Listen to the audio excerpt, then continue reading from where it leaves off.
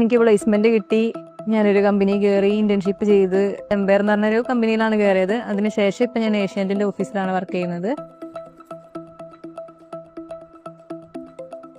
എനിക്ക് ഭയങ്കര ക്യൂരിയോസിറ്റി ആയിരുന്നു. നമുക്ക് ഫോണിൽ വരുന്ന മെസ്സേജ്, നമ്മൾ എന്തെങ്കിലും പ്രോഡക്റ്റ് മേടിക്കണം എന്ന് ചിന്തിക്കുമ്പോൾ അതിനനുസരിച്ചുള്ള ആഡ് വരുന്നത്, അതൊക്കെ ഭയങ്കര കൂടുതൽ അതിനെപ്പറ്റി അറിയാൻ ശ്രമിച്ചപ്പോഴാണ് ഇതിന് പിന്നിൽ നമുക്ക് അങ്ങനെ ഡിജിറ്റൽ മാർക്കറ്റിംഗ് എന്ന് പറയുന്ന ഒരു കോഴ്സ് അങ്ങനെ ഒരു രീതിക്ക്. അപ്പോൾ അങ്ങനെ ആ ഒരു കോഴ്സ് എനിക്ക് പഠിക്കാൻ വേണ്ടി അവബോധം തിരഞ്ഞെടുത്തതിൽ ഞാൻ സാറ്റിസ്ഫൈഡ് ആണ്. എനിക്ക് ജോസഫ് സാറായിരുന്നു ഡിജിറ്റൽ മാർക്കറ്റിംഗ് എടുത്തു തന്നിരുന്നത്. നല്ല ക്ലാസ്സാണ്, നല്ലോണം മനസ്സിലാകുന്നുണ്ട് സാറ്.